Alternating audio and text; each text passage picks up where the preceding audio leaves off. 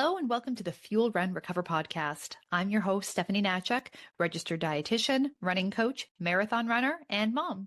This season, we're breaking down running's biggest trends, hot topics, and myths, and turning them into practical nutrition and training advice you can actually use every day. Let's get into it. Hey runners, before we get into today's episode, I want to ask you a quick question. Have you ever wondered if your nutrition is actually helping your running, or is it actually holding you back? If you want to find out, I've created a brand new free resource just for you. It's called the Runner's Fueling Audit. It's a super quick checklist that's going to help you spot the signs of underfueling, low energy availability, or where the gaps in your nutrition might be that are impacting your recovery and actually slowing you down. It only takes a few minutes to go through, and by the end, you're going to know whether or not your fueling is on the right track, or if you really need to start making some changes to the way you approach your eating so you can start to feel stronger on every run, reduce your injury risk, and actually get the results that you're training so hard for. You can grab your free copy right now by clicking on the link in the show notes. Again, this is called the Runner's Fueling Audit. It's a free downloadable resource, and it's going to give you so much clarity on how you can start feeling smarter and running stronger. All right, let's dive into today's episode.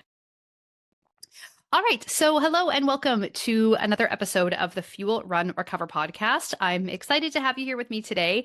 Today, we are talking about balancing fueling as a runner and your nutrition needs as a runner with it's something called intuitive eating.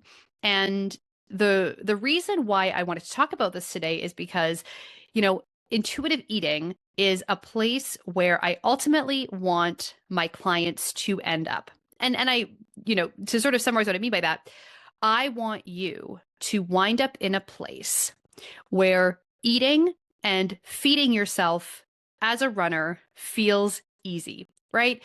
You wake up in the morning and you know what you're going to have for breakfast. There's ease with the food choices you're making. And I know that intuitive eating goes deeper than that, there's more to it, but essentially what I want you to have is a healthy, easy, positive relationship with food and exercise.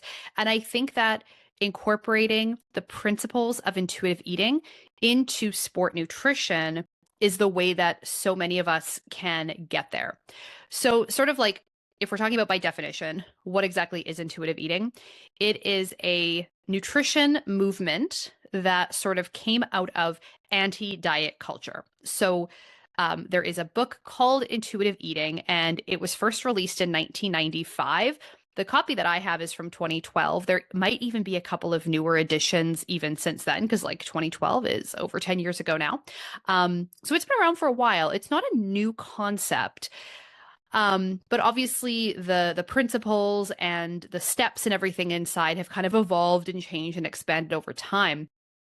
But essentially, at its core, what the authors in the book are trying to do is to help readers break the cycle of restrictive dieting. So not constantly be doing diet after diet after diet. And, I work with clients all the time who, you name it, they've tried it, right? We've been doing this for a long time. They've been dieting and trying to lose weight and all of that stuff for so many decades now that they've done all the things. So breaking that cycle of just always cycling through these different diets or kind of returning to the same diets again and again, never really seeing the lasting change that you're looking for. Make peace with food, right? Have a healthy, happy relationship with food and actually enjoy what you're eating again. And so I really do believe that at least having these principles, and we can talk about why I'm not super militant about it and why I think being really militant on certain things gets ugly really quickly. But I really think that incorporating some of these practices or incorporating some of these ideas into learning how to eat better as a runner is really beneficial, because then it stops even something like sport or performance nutrition from becoming another diet that we don't know how to exist outside of. And the problem with diets, in kind of your classical sense, is that they give you a set of rules to follow, but rarely do they teach you how to eat and coexist with food that falls outside of what's okay on that diet. And whether we're talking about a diet that's just restrictive with like calories or portion sizes, right? Like all foods can fit, but just maybe small amounts of certain things. You got to track calories, that idea, Weight Watchers with their points and all of that, right? You can eat whatever you want within a certain like limit parameters for calories or points. Or a type of diet that we're looking at, like, okay, these foods are okay. You can eat as much as you want of these certain foods, and then these other foods are not allowed. Like, if you follow the rules and you stick within the rules, you're good, essentially, right? And people have fine results with those, not always, but for the most part, like people do see some results with following those rules. It's what happens when you no longer can or want to follow those rules, right? Because if it was easy as just follow the rules, we wouldn't be in this situation, right? We wouldn't have all the different diets that are out there. We wouldn't struggle with yo-yo dieting. We wouldn't struggle with the on again, off again cycle, the binge restrict cycle that so many people find themselves in. And so the goal of intuitive eating and what I want to work on with my clients is to learn and understand nutrition at a deeper level that stops us from needing hard and fast rules in order for healthy eating to be sustainable, right? Because if you only know how to eat when you have a very clear set of rules and guidelines to follow, like you're going to go on vacation or you're going to want to eat something different. You're going to get sick of the same things. You're trying to feed your family. It just isn't easy to follow for a long period of time. So you've kind of got like your classic restrictive diets on the one side of things, right? That tend to have some success, but maybe not really long-term sustainable for success for a lot of people. And then on the other hand, you've got this idea or this concept of intuitive eating as sort of the, pendulum swing the other direction to say, well, we can just get out of that cycle. We no longer need to rely on these restrictive dieting practices, and we can move away from that and find another way. And a lot of people really jumped on that. And I would say I'm probably thinking about like maybe 10 years ago or so, or maybe it's still as popular as it ever was, but I felt like, maybe about 10 years ago is when I was seeing it sort of at its peak or at its height of things getting messy, of course, as it always does. And this is one of the reasons why I am not like 100% all in on only using intuitive eating principles with my clients and incorporating like lots of different strategies, lots of different methods to help people understand their eating and make changes, because there were definitely some practitioners, like a lot of dietitians, who kind of went really all in on intuitive eating as being like the only way, the only thing that you need is intuitive eating. And basically, if you were promoting or like teaching or using anything outside of that, you were unethical, you were like wrong, you were giving people eating disorders, you weren't being evidence-based, like, and believe me when I say, I know this is like so silly, like, oh, dietitian drama. Um, but in all circles, in all industries, there's always drama, there's always a lot of messiness. And you saw this kind of like playing out in a lot of circles, this like, sort of us versus them, like the intuitive eaters versus the not. And it was crazy. So anyway, then of course there comes like the pushback against that, right? The pushback against the pushback and all of this, sort of back and forth. And I think that some of the criticism that came out of that was very fair. Um, and some of it was based on like a misunderstanding of what intuitive eating really like is and stands for. Like clearly some of the criticism was coming from people who have like never read the book.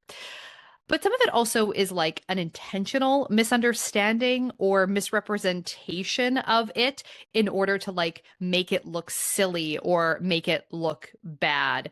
And that like this person knows that that's not what it is, but they're just, it's the internet, right? So things like intuitive eating is all just about like eat whatever you want, whenever you want. And there is like this idea that you're letting go of diet culture. You are no longer being dictated by the food police. You are more in charge of like making your own decisions. And so that it's like, oh, just eat whatever you want whenever you want. So like if you want to eat a whole box of Oreos for breakfast, like great, go for it, do it, right? Or if you want to eat a large pizza for dinner every night, be my guest, it's all good. Nothing matters, right? Nutrition doesn't matter. Healthy eating doesn't matter. Just eat what you want when you want, portion size, all that doesn't matter, right? And again, if you have like read the book, you know that that is absolutely not, that is not what this is about. That is not like, that's not what we're trying to do here. Um, Nutrition matters and healthy eating matters and giving your body what it needs to feel and perform its best matters. Um, but you know, as with all things, there's going to be pushback, there's going to be criticism, and like that's fine. But if you see that out there and you're like, oh, is this like what Steph is into? Not like that. So I also think though that intuitive eating can be harder to implement than some people might expect, or is maybe like I'll say as advertised. And that's again I think a fair criticism of like all diets. And again, like intuitive eating is meant to not be a diet, but it is still like there's principles and there's still things to learn. And like all of like anything, learning how to eat intuitively is a muscle that you train like everything else, right? It takes work and awareness and intention and like a level of thoughtfulness that we may not be expecting or have a lot of time for in certain stages of our lives. And I think that this is where intuitive eating can really be so hard for some people because, again, like we're all busy, we all have a lot going on. And this idea that we now need to like reflect and think and increase our body awareness and our self awareness and get into our hunger and fullness cues and think about how we're feeling when we're eating certain things and all of that. Like that's hard work, right? That's a new skill you have to learn. That's a lot of self-reflection. It can be incredibly uncomfortable to start digging into some of the feelings that we have around food and why we eat the way we do. And if we're using food as a coping mechanism for emotions and that sort of thing, like having to then unpack what is driving those emotions that is leading us to maybe eat certain ways. Like one, like, you know, now we're digging into therapy. Like this is no longer just okay, here's how many grams of protein you need to get in a day, or here's how many calories you need to eat. But it's like, what is making you feel stressed? What is making you feel sad? What is making you feel bored? And that's like not always a conversation or a path that we are prepared or ready to embark on at a given time, right? So I think that people need to be sort of prepared for that, that like this is not just a nutrition prescription journey, but it can be a really emotional journey too. And you just have to be ready to make those types of changes. You can be surprised, like dieting is hard, right? Following a diet isn't easy. And being told exactly what to eat when and having to follow those rules is challenging. But on the flip side, it can be even more challenging to not have rules to follow, right? To have to learn to listen, to pay attention to our bodies, to have to learn what hunger and fullness cues mean, right? Learning to eat well, not because someone else is telling us that we have to, or we have this like goal for weight loss. And if we follow the rules, the scale will go down. And all we have to do is just blindly sort of follow the rules, like just robotically do what the program says. But like leaning into all of this other stuff, yeah, it's work. And we have to be kind of prepared for that. So we know that the meal plan kind of diet approach doesn't necessarily work long term. And human beings are so funny this way because like we want the rules because we want to have like that easy just tell me what to eat when and I'll do it, right? Just tell me what to do and I'll do it. I hear that constantly from people, right? Just give me the meal plan, just tell me the rules, just tell me what to follow and I'll follow it. And we want that, or we think that we want that. But then when we're given that, the first thing a lot of people do is want to break the rules. And this is just like the human condition, right? We want what we can't have. We want to be given this like set of instructions and we want to, but then on the flip side, we want variety and we want freedom and we want flexibility. We want to make our own decisions. But once we have that freedom, we don't know what to do with ourselves, right? We're given that freedom and then it's like, well, now what? And it's just like too much. So it's hard and it's an adjustment and it's a totally different way of thinking about nutrition than what it is, in all of the other diets that are out there. So at the end of the day, we need to recognize that not only do different people like different approaches to healthy eating and need different tools and things when it comes to healthy eating, we also can appreciate and understand that different methods or styles of eating and looking at our nutrition can suit our needs better in different stages or at different times of our lives, right? It does not need to be that, okay, now I only follow intuitive eating principles and nothing else, and that's it for good. And I mean, like, I'm not saying that that's necessarily a wrong or bad take to have, or like a wrong or bad stance to have, but like, it's okay to say, you know what, like a lot of the time I focus on eating intuitively, and a lot of the time I kind of focus on that. But certain seasons, there are times that I might want to track my calories. I might want to look more closely at my intake of certain things. Might want to make sure that I'm getting certain nutrients or look at what supplements I might need, etc. Right? Make sure I'm getting enough of certain things. And then shift back to not doing that anymore, right? Like, and it doesn't need to come with labels of like, I track calories or I don't track calories, or I eat intuitively or I don't, or I measure portion size or I don't. Like, we can just do things at different times without judgment and just do what suits our needs in those moments, right? And so a very good example is like calorie counting or calorie tracking, right? This is a hotly, hotly debated topic. I still see people arguing about this constantly online, whether or not you can, should, the accuracy, like just everything, right? Like just whether it's necessary, whether it's legit, whether you have to do it or should never do it, all the things. It's nuts, right? And so if you've worked with me, you know that I always present calorie tracking as an option, but not a requirement for success. And I firmly, firmly believe that, right? We do not need to track in order to reach our goals. But it also can be very helpful to track and just like see where we're at, right? We're not tracking so that we can judge ourselves or shame ourselves or hate ourselves, or like, we're not doing this because we're trying to be mean to ourselves, right? Or like, I'm not getting you to do this so that I can be mean to you. We're doing this to get information, right? Get data, look under the hood and see what's going on. Because, we just want to collect information, get some data, use that data to make decisions about what changes we're going to make. And then we can go ahead and make the changes, and we do not need to track forever, right? The tracking is not the solution. It's just the tool to get us the answer that we're looking for.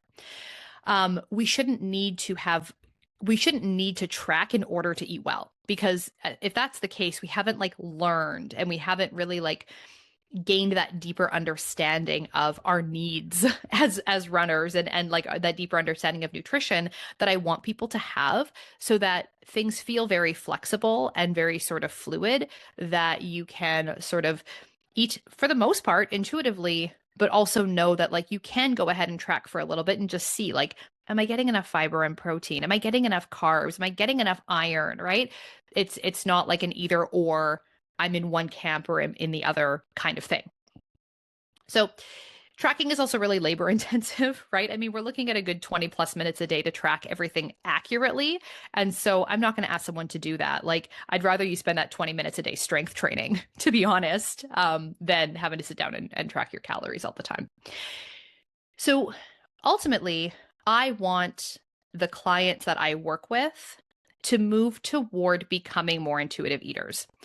And I don't mean to say that I need or require or demand that everyone gives up everything else, stops thinking about everything else with their eating, and like just goes all in on intuitive eating, right? But what I want is for people to incorporate a lot of these principles into their day, into their lifestyle, and be open to working more on their relationship with food and exercise as a way to make sustainable, positive changes, right?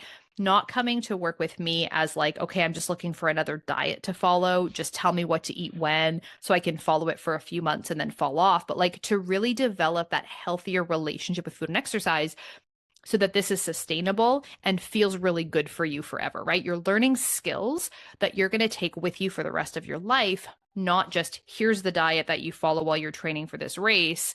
And then after that, like you're on your own, right?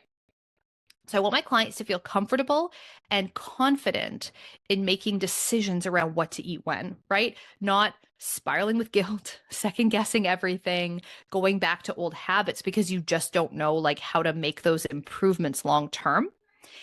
And contrary to what a lot of people think, like the way dietitians are sometimes represented, like I am not the food police, right? So you're not coming to me for me to like follow you around and smack all the bad food out of your hand that you're trying to eat, or to like shame you, look at your food logs and like wave my finger and tell you what a bad person you are. Like, absolutely not, right? I know some people are often surprised, like when I tell them, yeah, I eat dessert almost every single day, right? Like, it's fine. I think a lot of people are sometimes surprised to hear things like that because you sort of think that, I might be holding myself to a different standard than a lot of people.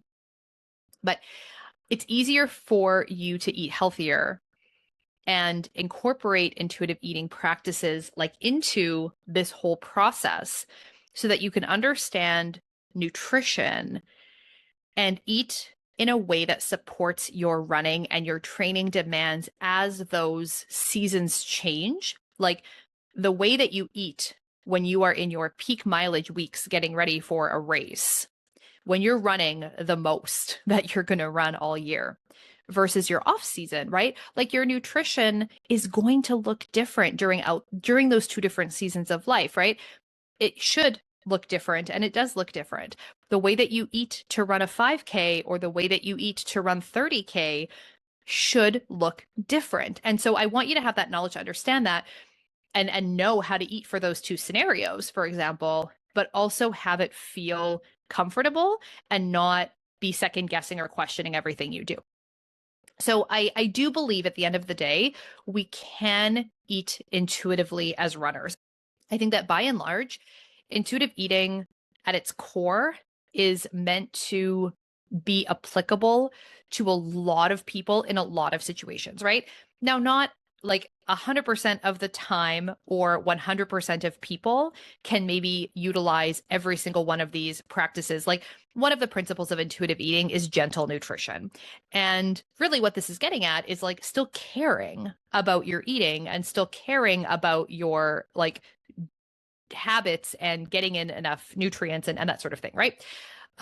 How do we do that? I think then it kind of gets into like, okay, well, how many grams of protein do you need as a runner? How many grams of carbs you need during your carb load? How are we monitoring that you're getting enough grams of carbs during your runs? Like, I think that there is a little bit of monitoring and tracking that is beneficial in these specific scenarios, even if that doesn't extend to like everything you eat all day long, every day throughout the year, right? So yeah, for the most part, I think that a lot of these intuitive eating principles are based on having a happier, more peaceful relationship with food, which is what, in my opinion, makes healthy eating sustainable. But as runners, we also need to understand that depending on our training volume, the environment, the types of workouts we're doing, our energy availability, and like as a side effect of perhaps low energy availability or relative energy deficiency, our natural hunger and fullness cues may not always be the most reliable thing. So if we're kind of like boiling down the concept of intuitive eating to like, relying more on your own natural hunger and fullness cues, this can sometimes not be ideal for runners in situations where our hunger and fullness can be altered as a result of our training or as a result of low energy availability. So I'll give a couple of examples. The first example would be after you've been on a long run on a hot day, right? You're probably dehydrated, your body temperature is elevated, you are not going to feel very hungry, right? Maybe even a little bit nauseous. But the idea of putting anything in your stomach at that point is like, you're hot, you're sweaty, you're like just you're exhausted. And not you don't want to sit down and eat a big meal, right? And not that you need to, but you need to rehydrate. You need to start refueling. And if you wait hours until you feel ready to eat or drink anything, unfortunately, that is not ideal from a recovery perspective. And you honestly probably would have felt better sooner if you had started rehydrating and refueling sooner, even though you didn't feel like it. So that is like in direct conflict with the idea of intuitive eating, which is honoring your hunger and fullness, right? Like really making sure that your hunger and fullness cues are sort of like the guiding light in what to eat when, or, what and when and how much to eat, essentially. That's a situation where no, you know what, your natural hunger and fullness cues in that moment are not giving us the full picture of what you need right then and there. Or during a long run, right? No one feels hungry 20 minutes into a long run. I mean, okay, to be fair, like if you feel hungry 20 minutes into your long run, oh boy, you are in trouble, right? Like you should have eaten way more before you left the house if you're feeling hungry 20 minutes into your long run. You are not going to feel like eating or sometimes even drinking during those long runs, but you need to get that energy in to fuel that run, right? You need to be taking those gels. You've got to be sipping your water or your sports drinks. Like you've got to be getting that energy in. Otherwise, you're going to totally crash and burn. So there's another situation where, like, even though you don't feel like it, you need to be taking in those carbohydrates. Same goes with when we're carb loading for a race, right? Like carb loading is one of those things that kind of sounds good in theory, but like in reality, it's a huge amount of carbohydrates. It's a lot of food, it's a lot of drinks. Very few people are going to have the appetite that would naturally lead them to want to eat hundreds of extra grams of carbs in a day, right? Like for me, my carb loading goals have been anywhere from like, 800 grams a day.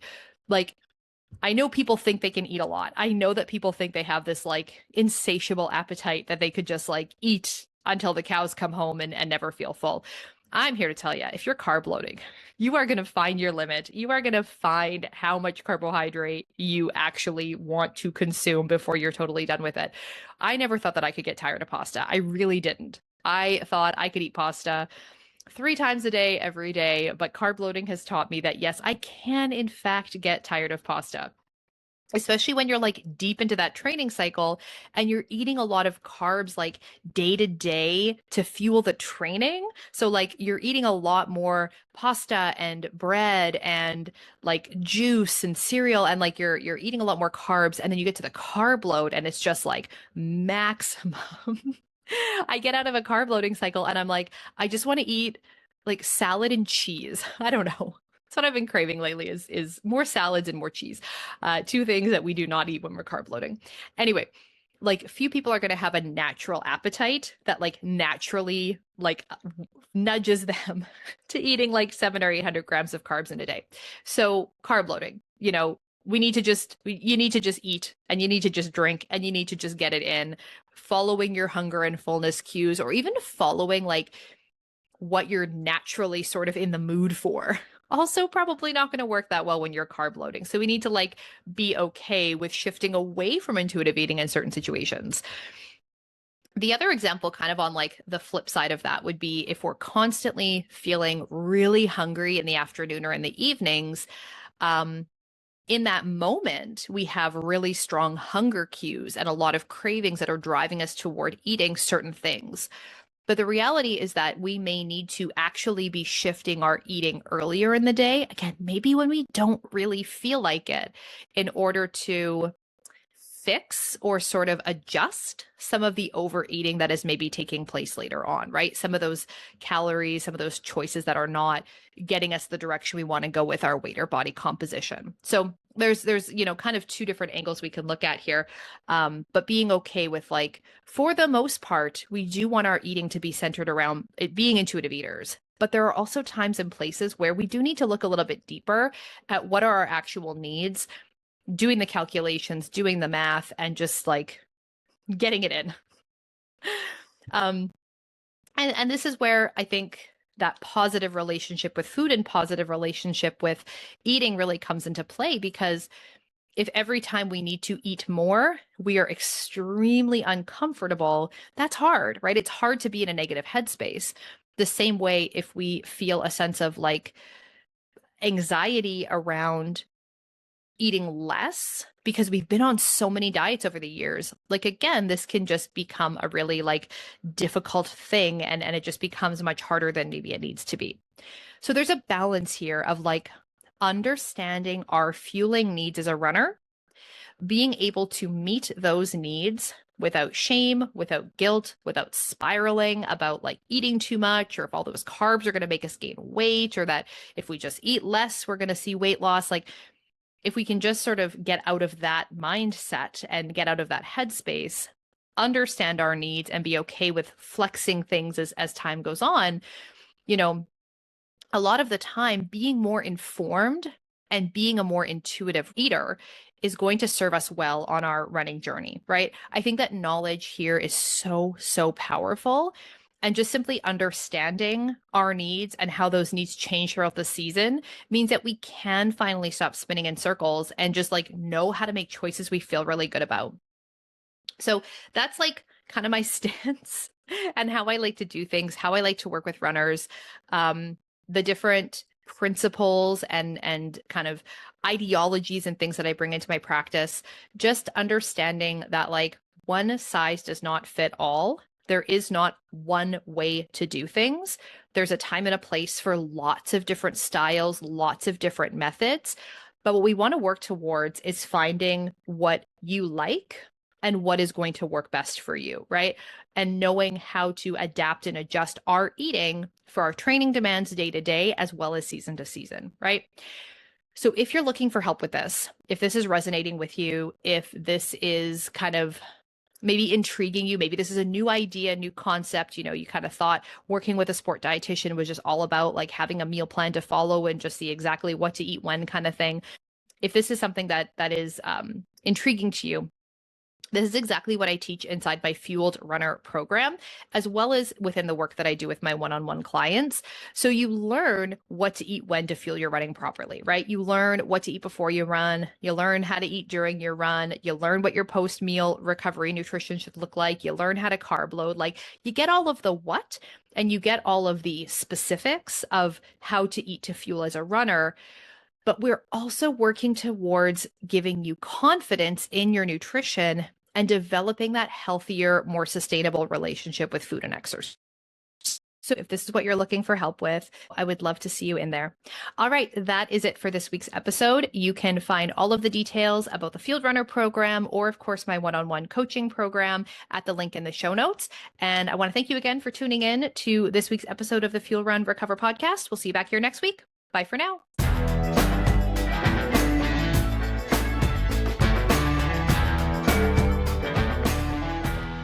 On this podcast is for educational purposes only and is not to be used or relied upon for the diagnosis or treatment of any health condition. This information does not create a client-practitioner relationship and should not be used as a substitute for professional medical advice.